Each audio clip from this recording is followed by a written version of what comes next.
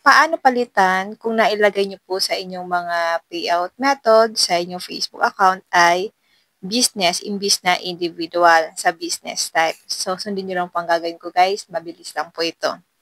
Buksan lang po natin ang Facebook account natin at mag-login. Tap natin ang 3 lines. Then, tap support. Tap monetization. Scroll down.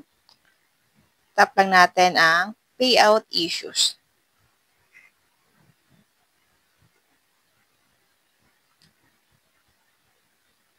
Tap natin ang MetaPay support. May nakalagay po dyan na contact us. Itap lang natin ang MetaPay support. Dadahan-dahanin natin guys para makasunod din po yung iba.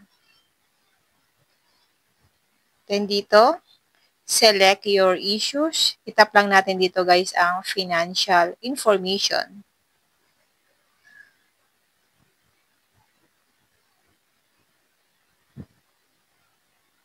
At may nakalagay dito na how can we help? Select an issue and add a message to help us understand what's going on. So dito po sa my payout products, itap niyo po itong arrow down para makita po natin kung ano monetization tools ang meron tayo. Tap lang natin ito guys. Halimbawa guys, monetize na kayo sa stores o kaya sa subscription, sa in-stream ads, pwede niyo po siyang i-select. Halimbawa sa aking stores, itap lang natin itong stores. Then, dito po sa may provided box, ilalagay lang natin dito guys yung ating problem. Halimbawa, dun nga sa ang nakalagay sa ating business type is business na imbis na individual. So, ilalagay natin siya dito. Halimbawa guys, ito yung sasabihin ko. Pwede niyo po itong kopyahin.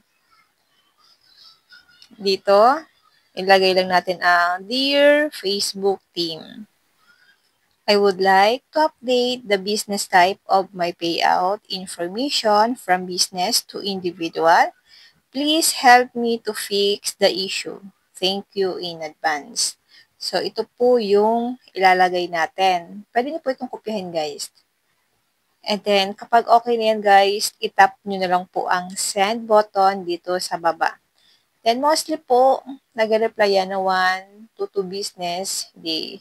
So, wait nyo na lang siya, guys, na mag-reply si Facebook team.